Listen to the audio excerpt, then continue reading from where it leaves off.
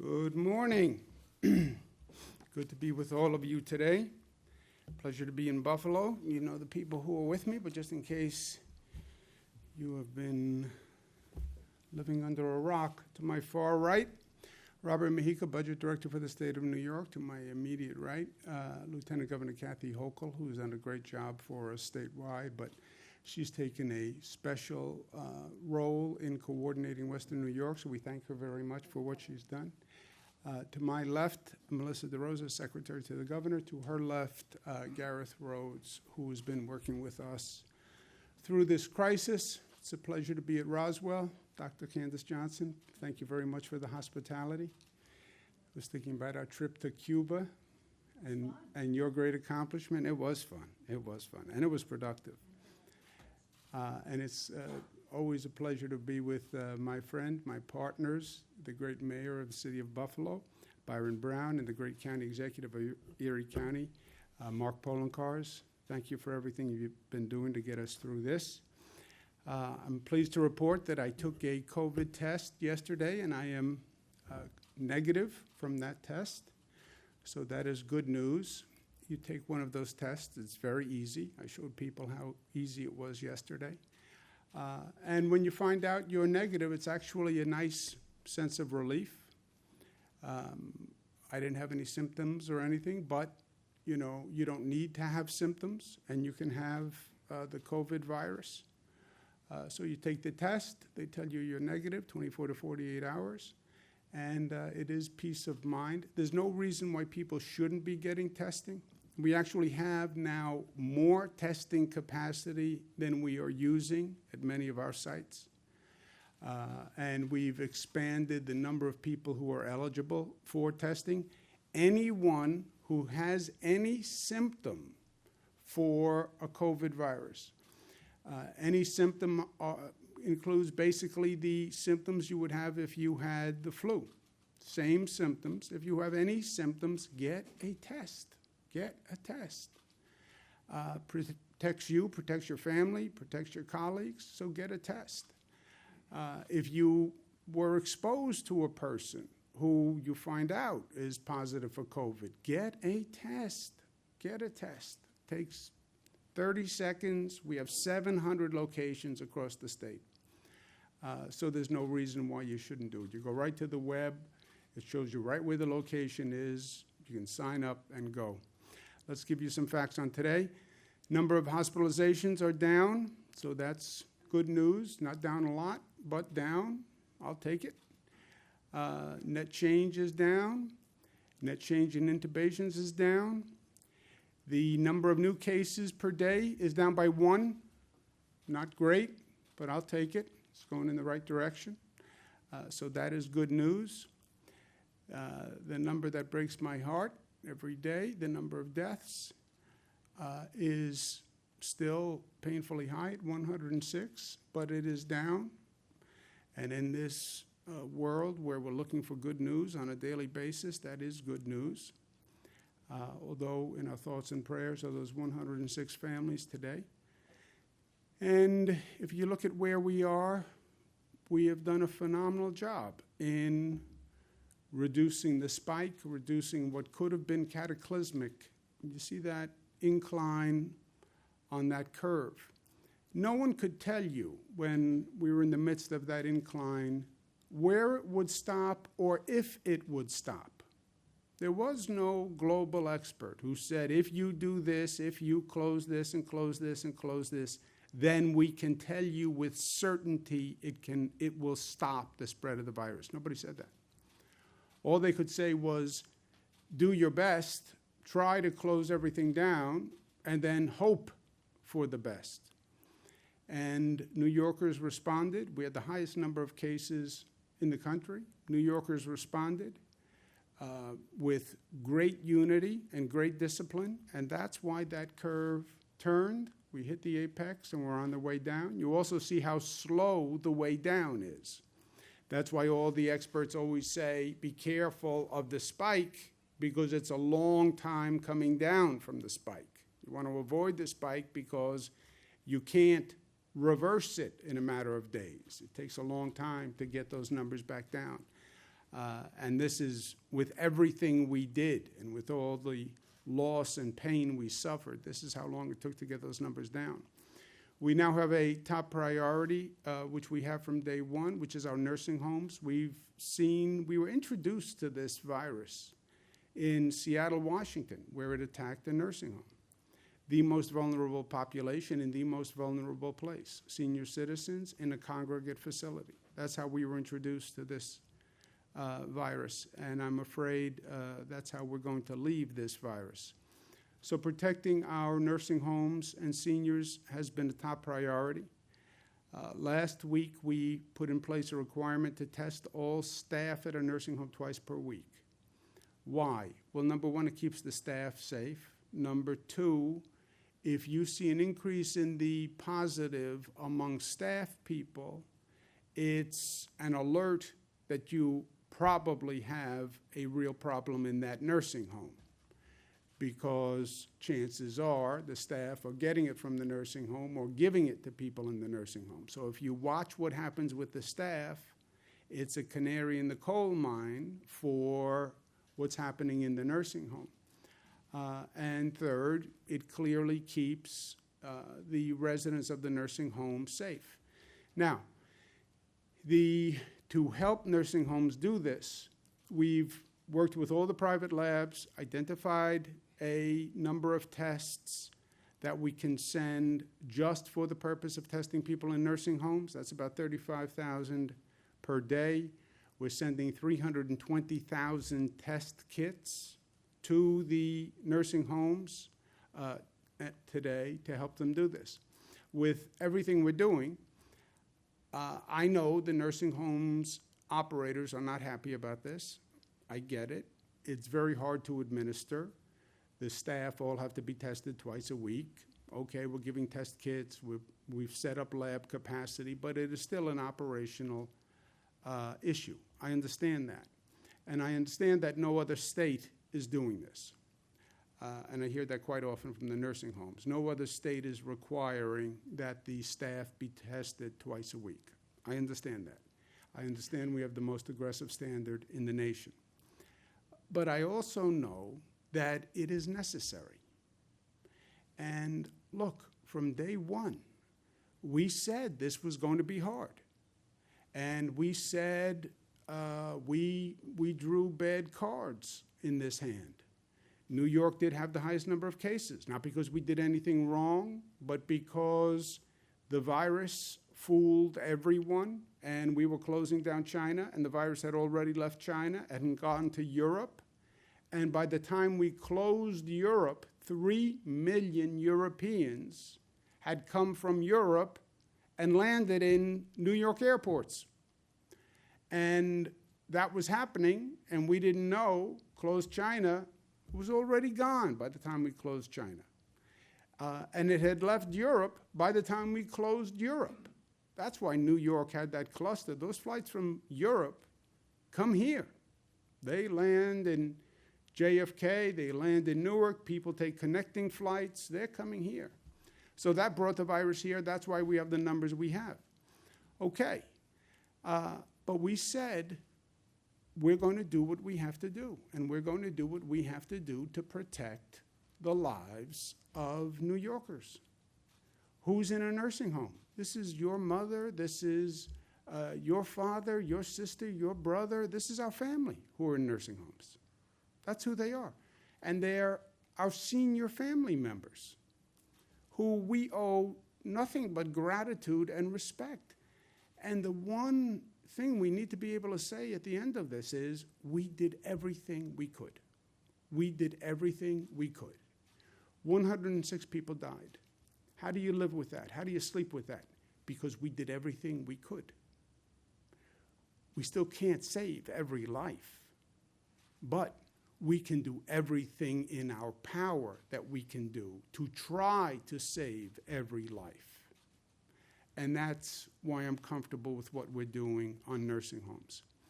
I know it's hard, and I thank them. On reopening overall, we're opening regions that have hit the data points, hit the metrics. Western New York has one metric that they have to hit, which is the number of tracers. They need 521 tracers. They've identified 525. Great piece of work that they did over the weekend. I want to thank the mayor. I want to thank the county executive, all the regional officials who found people to serve as tracers. They're going to be trained tomorrow, and that means all the metrics will be hit, and Western New York will open tomorrow. So that's exciting. And it's been a long, painful period, but we start to reopen tomorrow. New York State Department of Health is also granting a waiver to restart elective procedures for ECMC.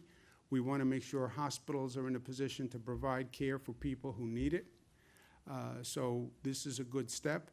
I also have been encouraging major sports teams to plan reopenings without fans, but the games could be televised. New York State will help those major sports franchises to do just that. Hockey, basketball, baseball, football, whoever can reopen, we're a ready, willing, and able partner.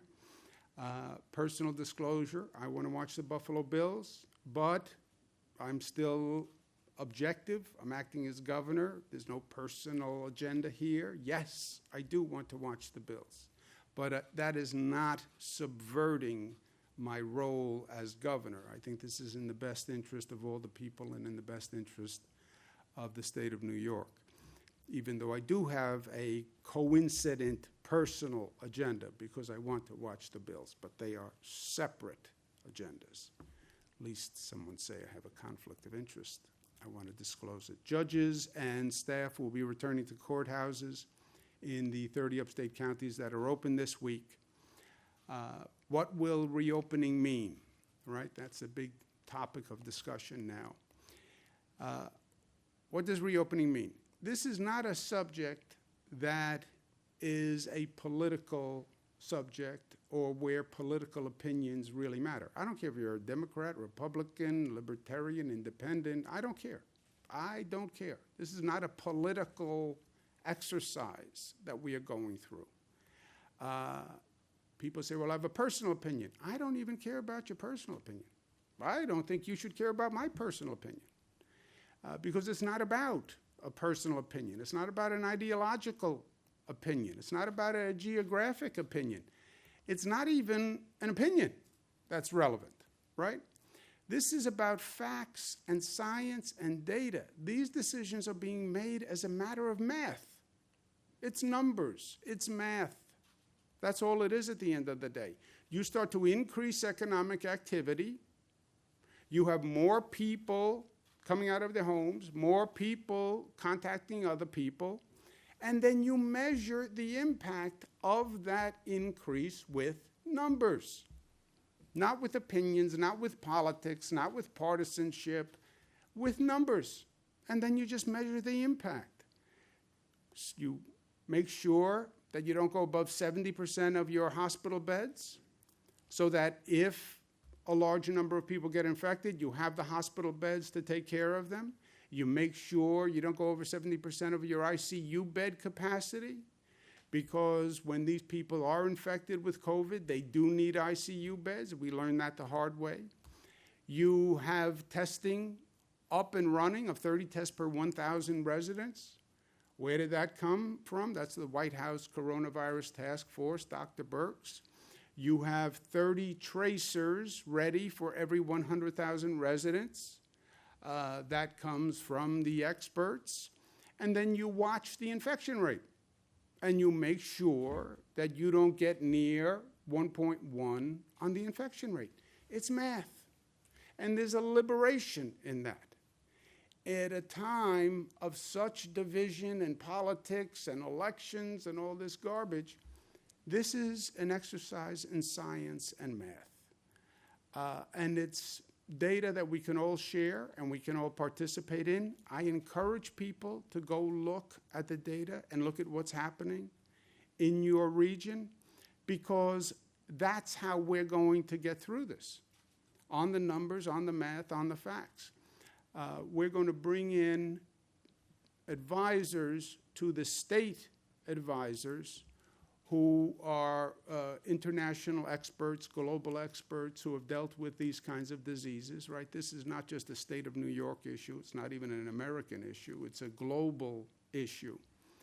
And I want to make sure we have people reviewing and then reviewing the reviewers and then as many opinions of experts that we can get are the best path forward.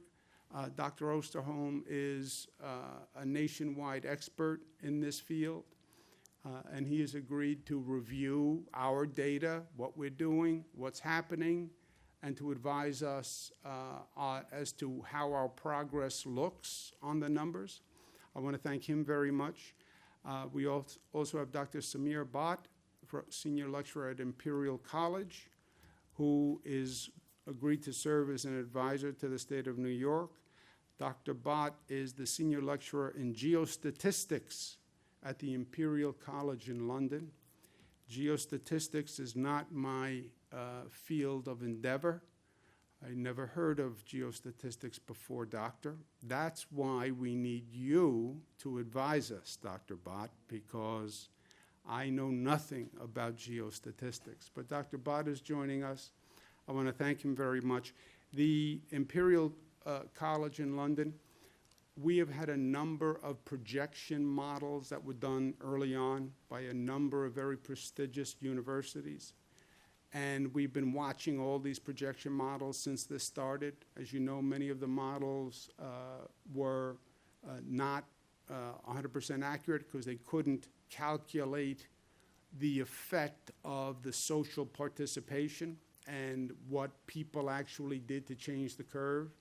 And in a state like New York, what the people did dramatically changed that curve, so it affected the projections. But the Imperial College model, as we have been following this for weeks, was the best, most accurate model. Therefore, I think Dr. Bhatt deserves all our thanks because they really helped us all through this to date. And I want to thank him very much for taking the time to advise us, not just on how we constructed our model to date, but what happens going forward as we increase the economic activity and we start to see numbers change. So, Doctor, thank you very much for being with us. And it's a pleasure to welcome you today. Thank you, Governor. A professional honor to work for New York. Yeah. I think your state has already shown what can be achieved when policies are driven by science. And I think the sacrifices people have made and will continue to make deserves an applause. The leadership shown in New York during this crisis should be commended. And I think yours is an approach for others to follow. At Imperial College London, we have a huge COVID-19 response team, collaborating with scientists and government agencies globally. You in New York have successfully contained the virus for now, but New York is not out of the woods yet. No state, no country is. As you reopen, New York must continue to watch the data and follow the science. We are really eager to work with New York, as they're approaching this crisis from a scientific perspective driven by data. New York is leading the way with data collection, and this will help tie together as many sources of evidence as possible to reach a scientific consensus, which can then be used for decision-making. Our team is focused on rigorous modeling to track R, or RT, as you had put it as well, the reproduction number of the virus going forwards. If R goes above 1, this means the virus is no longer contained, and we aim to track the spread of this virus and the disease using the best data possible and as much of it as possible. We are committed to open science so policymakers and citizens understand our conclusions, limitations, and of course the uncertainties. To date, my team at Imperial has released reports for Europe, Brazil, Italy, relying on data from Google, as well as open source statistical tools developed at Columbia University. Thanks to these tools and our research network, the code is available for everyone to see, test, and to improve. As countries around the world and states around the US start reopening their economies, we will see cases rise once again. And so New York must continue to be vigilant and to follow the data. So I think I say, Governor, thank you for this opportunity, and truly thank you for the work you've been doing and you are doing. Thank you. Thank you very much, Dr. Ott. Thank you for being with us. Thank you. I look forward to speaking to you in the days ahead. I want to thank the doctor very much and the whole college. Look, I'm a parochial New Yorker. I was not all that eager to seek the advice of a college in London, but I can tell you this. This is a global pandemic, and what we're now doing, other countries have done before. We tend to think we are always the first. We're not the first. We're not the first to deal with this virus. Other countries have dealt with it. Other countries have gone through reopening. They've learned all sorts of lessons on reopening. I want to make sure that what we're doing is the best informed approach. So I want to thank the doctor very much, and they'll be looking exactly at what happens at our data, our metrics going forward. And then the last point is, what's the impact of the reopening? We don't know yet what the road ahead looks like. It is a function of what we do. So you tell me, how responsible are the employers in following the guidelines that have been put forth, right? We talk about reopening and contracting and agriculture and fishing and manufacturing, and there are safety guidelines that those employers must follow. How scrupulous they are in following those guidelines will matter. You tell me if the store owners follow the guidelines, and I'll tell you what happens. You tell me if the employees are following the guidelines and wearing the PPE and using the hand sanitizer, and I'll tell you what happens. You tell me how individuals react now that the weather is getting warmer. Are they wearing masks? Are they acting socially responsibly? Are they staying within social distancing requirements? And I'll tell you what's going to happen. You tell me how effectively a local government enforces the guidelines, and I'll tell you what is going to happen. So none of this is predetermined. This is all a function of what we do today going forward. And the smarter, the more disciplined we are, the lower that infection rate will climb. The lower the infection rate climbs, the more you increase the economic activity. It is a formula. It is math. And that is at both at the same time. It's liberating because it takes the politics out of it. It takes a personal opinion out of it. But it's also something you can measure and track, and you will know exactly what's going to happen because it's a function of what we're doing. It's up to us.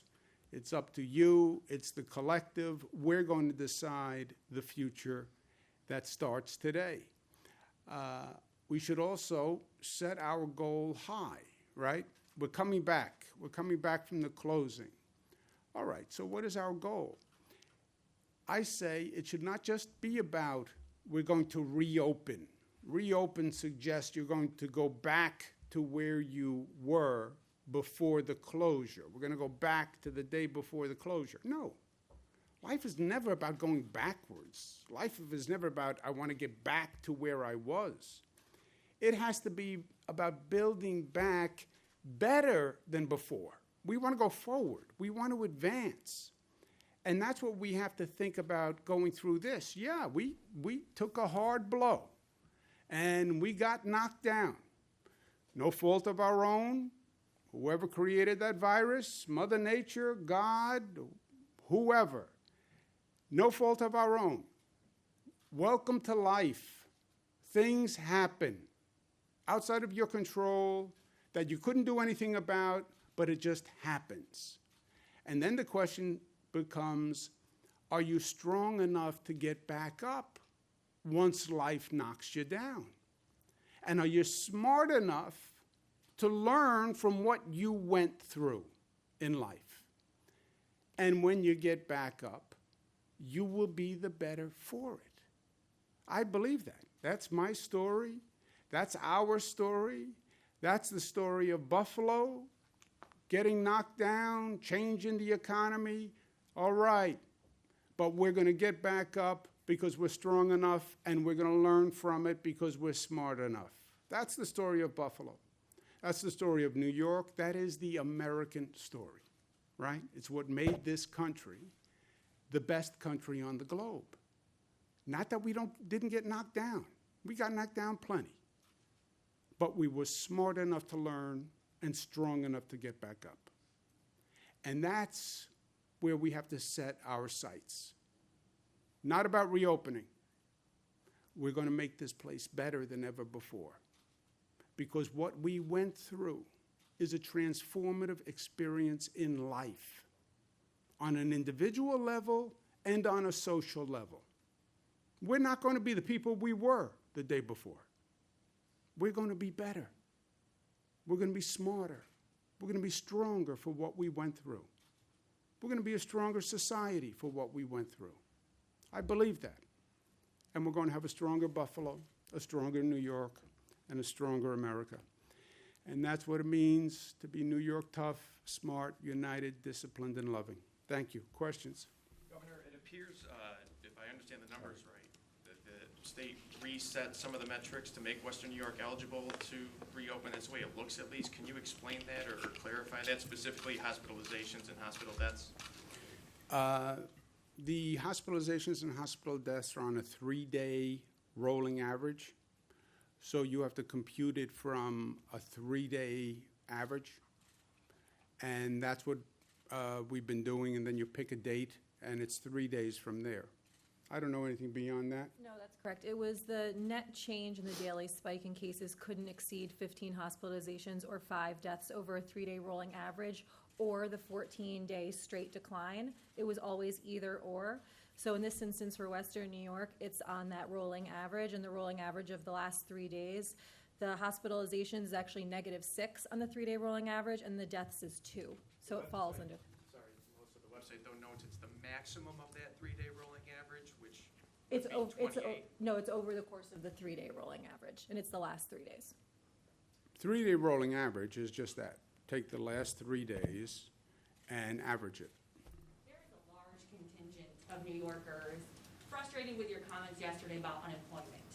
You said yesterday that the majority of the backlog had been cleared. Thousands of New Yorkers say they filed in March, they haven't heard, they have recertified every week, they have no money, and they can't get through the state still. Have you heard from those people, and what is your message to them?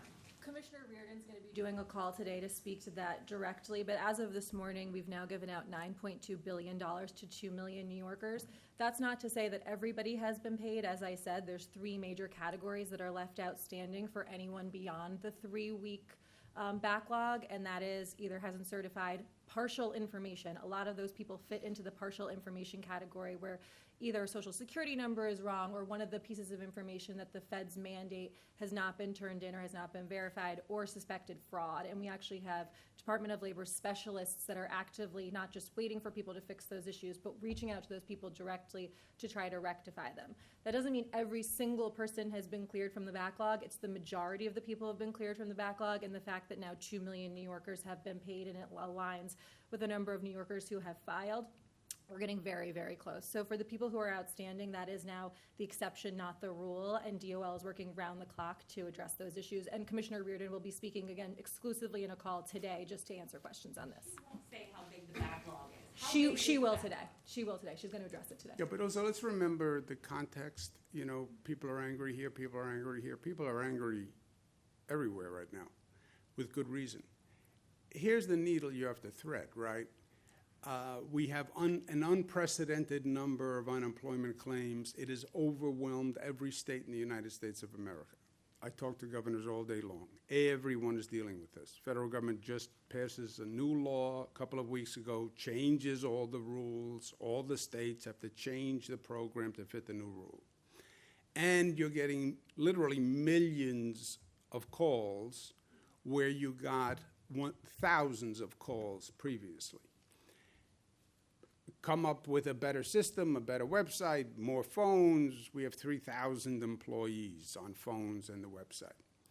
Get the money out the door, get the money out the door, get that money out the door. Then you have another pressure, which is, hey, this is taxpayer money. Make sure there's no fraud. I hope you're not giving out money to somebody who doesn't qualify. I hope you're meeting every federal test. all that 476 criteria. I hope you're checking every box. And now you're getting fraud alerts. We think people are defrauding the unemployment system.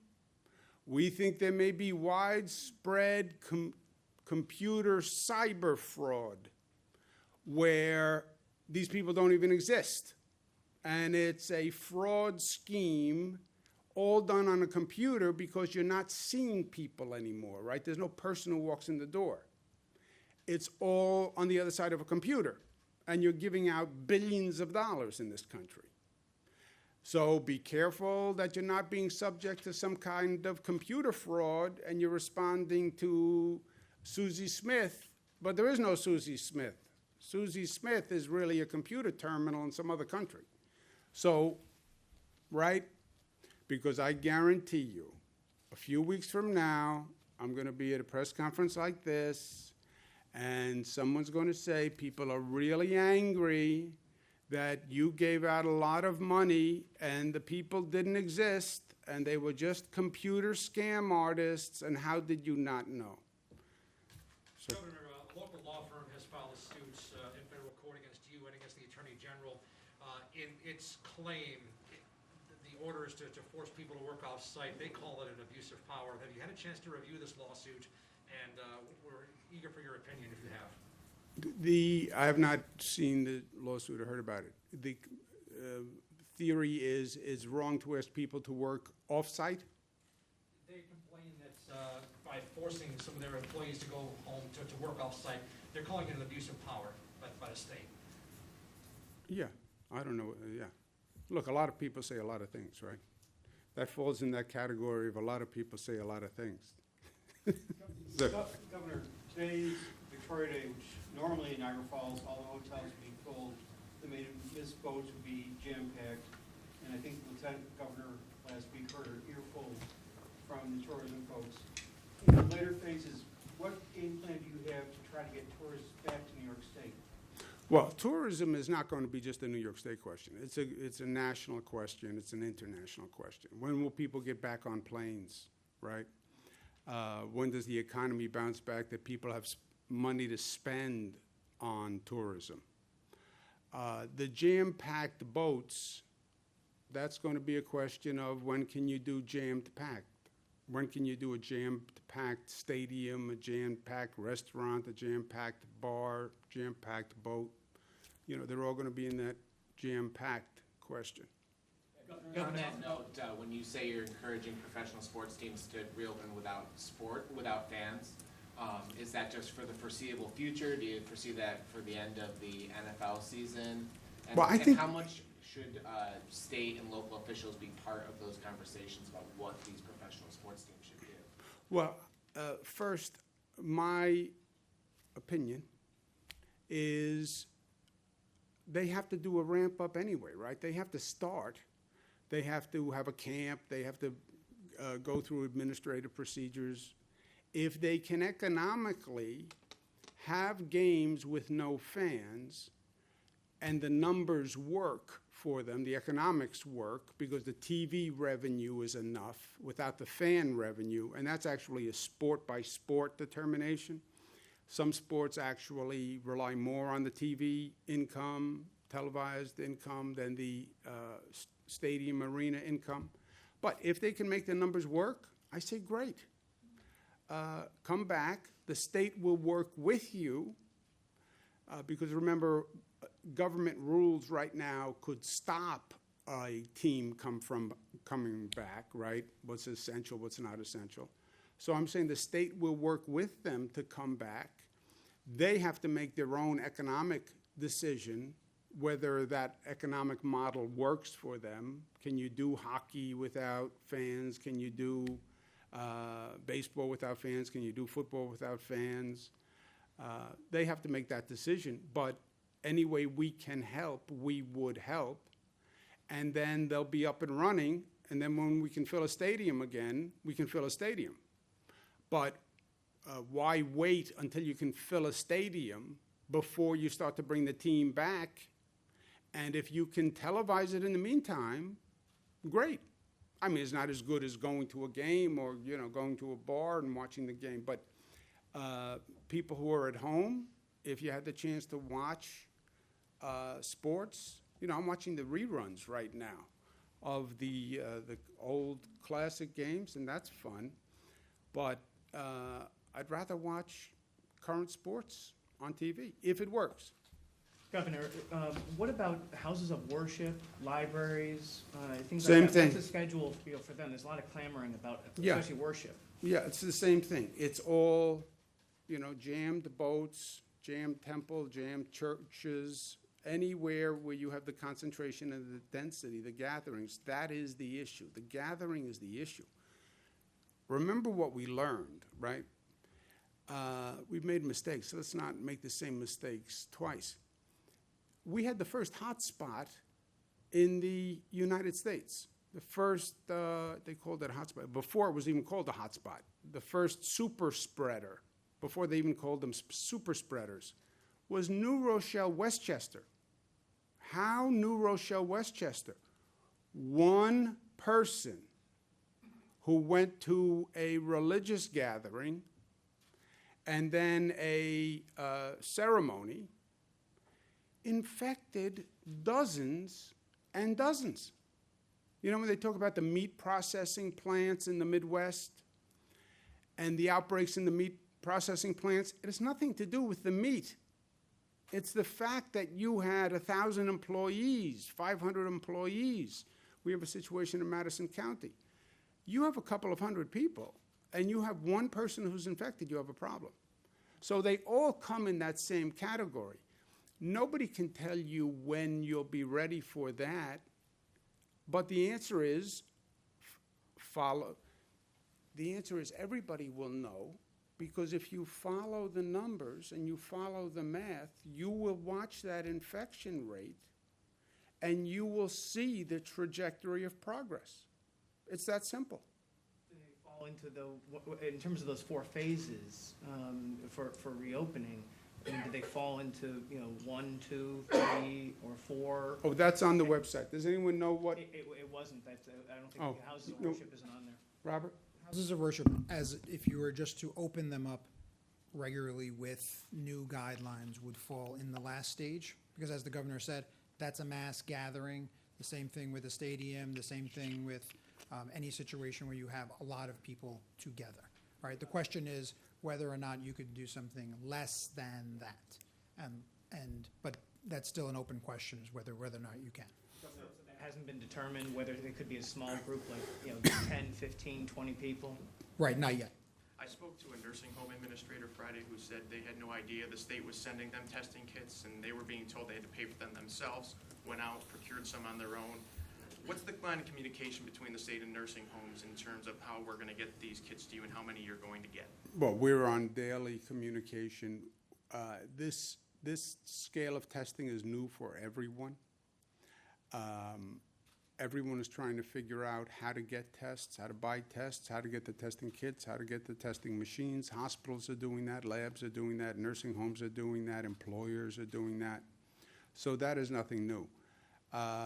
We just worked very hard over the weekend, secured testing capacity from the labs, private labs, that will be set aside for nursing homes, and testing kits that we can procure and send to nursing homes to help them. Also remember, nursing home staff is a person. You could be a nursing home staff.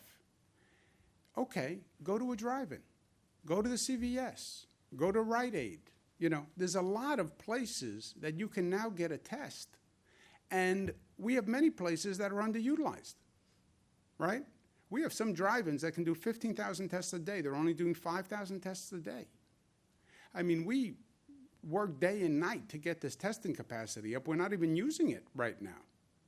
So you can say, if you're a nursing home, look, it's a operational pain. People don't want to get tested twice a day. I understand that. But we know that there's the ability, 700 testing sites around the state. You can go right now, and you could get a test right now. Just go through a drive-in on the way home. I stood up yesterday, had it done, showed people how easy it was. You know, I understand they don't want to do it, but these are senior citizens, and I want to be able to say on behalf of the state, we did everything we could. And testing twice a week of a staff member, I don't think is excessive. Well, why don't we do once a week? You do once a week, you take a test on Mondays. You got infected on Tuesday. So Tuesday, Wednesday, Thursday, Friday, Saturday, Sunday, you spread that virus in a nursing home. And then you found out a week later when you tested positive. You know how many people you could have hurt by then? That's why twice a week. Sir, Governor, take one more. You talk about how important it is to listen to experts here on this stuff. If you talk to the experts on nursing homes, they'll tell you before COVID-19, New York State had one of the lowest levels of care in nursing homes and some of the most lax enforcement by the state health department. So is the state not in some way to blame for what happened? Yeah, I don't believe that experts would say that. You know, we have over 600 nursing homes. We've had one of the best nursing home systems in the country for a long period of time. You know, you can always have people who say, well, you should do more. That always happens. And we are doing more. And by the way, now we're doing more. And they're complaining that we're doing more than any other state. You can't have it both ways, right? Given the outsized impact. Last question. Yes, ma'am. Given the outsized impact that some counties have on an entire region, has there been any thought given to publicly posting the county breakdown as far as the reopening metrics go? Because right now, those aren't available. And is there any more clarification you can give regarding how much time we need to wait between reopening phases? We'd said 14 days is a general guideline, but depending on what the metrics show, maybe they might be able to open sooner. Can you elaborate on that? Yeah, 14 days is the guideline because it's basically the incubation period of the virus, right? It will show up in about 14 days. If a lot of people get infected today, there's then an incubation period, then there's symptoms or not. And then if all else fails, the way you see the increase is in the hospitalization. You know when the hospitalization rate goes up. But when the hospitalization rate goes up, they call it a lagging indicator. It really is telling you who got infected 2 weeks before. So when you wait for it to happen in the hospitals, you are behind the 8 ball. But you will see the infection rate every day. If the economic activity is increasing, but the infection rate isn't, and the hospitalization rate isn't, and the testing rate isn't, and the antibody rate isn't, then you could say we can get a little more aggressive and increase the rate faster. But it's a pure, and again, what's liberating here is it's a pure function of management of numbers. It's numbers, you know? I want to lose 10 pounds. I'm going to try to lose 2 pounds a week. Okay, it's going to take me 5 weeks. Well, first week I did better. All right. So then you calibrate that way, right? This is just a mathematical calibration. And I want to keep it there because I want to keep it out of politics. I don't want to get into, well, people say you should open faster. People say you should open slower. On what basis? Where do you get that from? Well, I just think you could do it faster.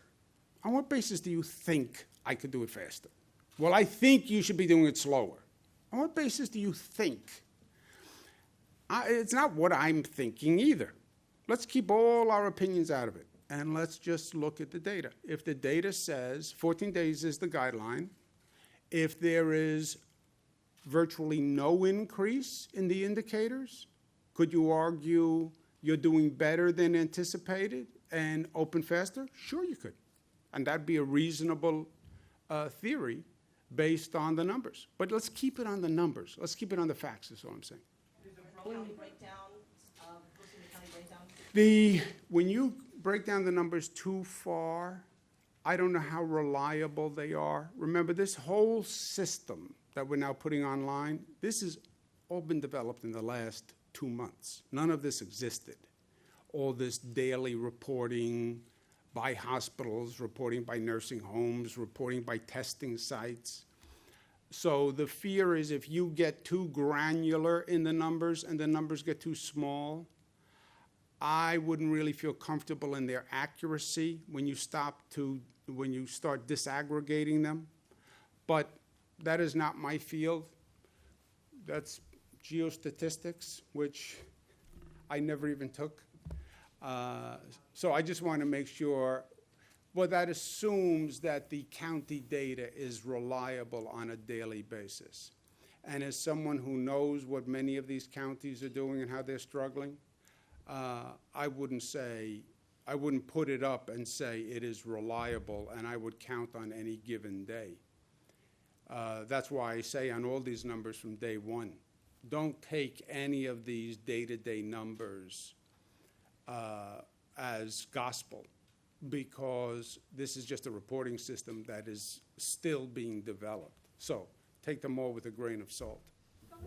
Last question. Really watch, once things reopen, you talk about the individual responsibility, the store shop owner, the bigger businesses. Is someone going to come in and be that kind of watchdog to see that some of these precautions are being taken? Because I think there's kind of a level of different precautions that some people think they're supposed to take and others aren't taking. And who's going to police whether face masks are being worn in hair salons? Who's going to watch out for that? Well, first, the guidelines are the guidelines. The rules are very specific. They're online. It says exactly what an employer needs to do, an employee needs to do, what curbside pickup is, that an individual should social distance less than 6 feet, an individual should wear a mask when they're not in a position to socially distance or may not socially distance. So the rules are clear, I think. Enforcement compliance is done by the local governments. And we have talked about that a number of times. You have public health people who will be doing the enforcement. Some localities use police to do the enforcement. That's up to the local governments. And also, I believe New Yorkers should enforce it. You know, New Yorkers should enforce it, because this is all about us.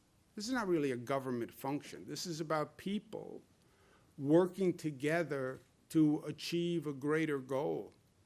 You know, I wear a mask to protect you. You wear a mask to protect me. It's my respect for you. It's your respect for me. How these rules are complied with, if they're not complied with, more people will get infected, the infection rate will go up, and then you'll see a necessary reduction in activity, which hurts everyone. So that's how we do it. Get really last question. Chris's metrics question from earlier, because why I think it's important, based on what I understand, is that the state moved the date for that spikes from basically the beginning of the outbreak to May 15th. Based on what I've been reading, that changes the date that Western New York would have qualified by at least 10 days, that we were still at least 10 days off. So can you give a little clarification as to what exactly did move and how much that changed when this region qualified for phase one? Yeah, I don't know anything more than I told you. A 3-day rolling average is a 3-day rolling average going back 3 days from today, right? That's a 3-day rolling average. Yep. And we have numbers for what that 3-day rolling average must be. So today's Monday, Sunday, Saturday, Friday, that's the 3-day rolling average. It's based on the last 3 days, and what we've been very clear on was that once we hit May 15th, as soon as a region met the benchmarks, they could enter phase one. So the time reset on May 15th, which was the end of the pause. The last 3 days, Western New York met the benchmarks. The numbers that I gave you, the -6 on the hospitalizations and the 2 on the deaths for the 3-day rolling average, which allowed them to enter phase one. The New York Forward Book Note says that number can never exceed 15 or 5 respectively, so I think that's where the confusion is. I don't know, you're above my pay grade. It's on the net change in daily spike. It's not exceeding at all, like not from a baseline of 0. It's the -6 in hospitalizations and the 2 in deaths. How did we get so many contact tracers? Yesterday, the governor said we were 352 short. Great work of our county executives. They County- identified the bodies within the counties. County executive, city, you came up with contact tracers, scrambled. Every region has a number of employees who they're going to make available as contact tracers. Any other area, LG? There are individuals from the various counties participating, people who work in county public health departments, county social services. Even in Niagara County, we have 50 sheriffs that have been identified. So we've really enlisted the public servants from the 5-county region. They have stepped up. They've been participating from the very beginning. They take a 4-hour training course, and they'll be ready to launch tonight. You too can be a tracer. Constitutionality. It's a great second job. Constitutionality Thank you, question. guys. Mark, thank you Governor. very much. Thank you, thank you. Thank you. Governor, on Thank you. constitutionality, do you think that, are you concerned about whether there could be lawsuits or anything against